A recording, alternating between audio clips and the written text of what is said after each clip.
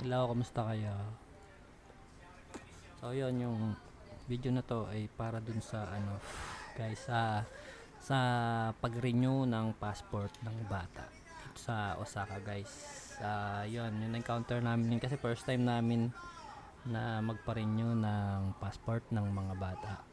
So, yung bunso kong anak ay nag-renew ng passport ngayon. So, na-encounter ko, guys, is kami lang muna ng bata ang pumunta. So, father and son. So, hindi pala pwede yun, guys. Ang kailangan pala is yung nanay yung magre-renew ng passport niya. Hindi pala yung tatay. Ayun. So, kaya para hindi kayo para hindi sayang yung oras nyo, una-una nyong gawin ay yung nanay na yung pupunta kasama yung bata. Okay, guys?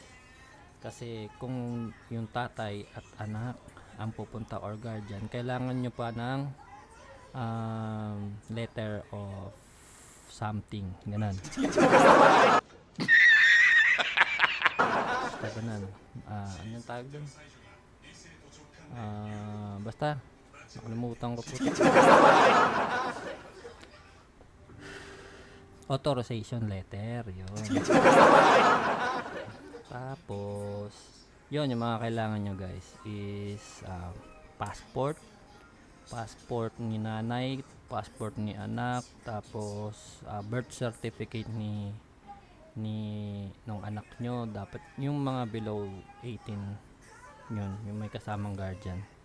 Tapos ano pa ba, marriage contract. Sama nyo na rin yung yung xerox ng asawa nyo. Ayun, ano pa ba? So yun, pagdating nyo doon, guys,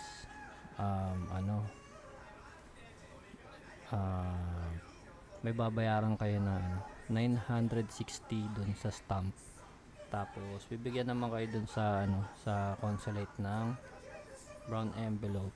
Tapos lalagyan nyo ng mga sticker. Pwede nyo na doon ipalagay yung sticker sa post office. Sila na maglalagay nun, yung mga yung pagbibilan nyo. Tapos ang maganda ron, guys, meron doon sa baba na kung kailangan nyo mag-xerox, meron doon sa baba.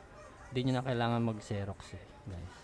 Pero doon sa baba na na katabi niya, parang ewan ko kung ano yun SBI yon. Libre magpa-xerox doon. Tatanong nyo lang doon kung pwede po magpa-xerox. Libre xerox doon, guys. Hindi nyo na kailangan gumastos ng xerox. Or pagpunta nyo, bago kayo pumunta mag-xerox kayo, wag na siguro. Kasi libre may xerox doon sa second floor yun, guys. So yun lang. Nagbigay lang ako ng ng tip sa inyo, guys, yung kung sino yung magse-search nung kung paano mag-renew ng passport ng bata ng below 18 years old. Yan, guys. Kailangan kasama yung nanay, hindi yung guardian or tatay, para mas mabilis kayo. Pagka wala naman, kailangan nyo ng authorization letter. Yung mabilis lang yun, guys. Tapos ang babayaran nyo sa cashier is 8,000. Hindi ko nakalimutan ko yung exact na 8,000 something yun. So maganda na lang kaya na 9,000. Okay, guys, yun lang. Gusto ko lang mag-share kasi yung naranasan ko ngayon inconvenience para sa mga katulad kong tatay.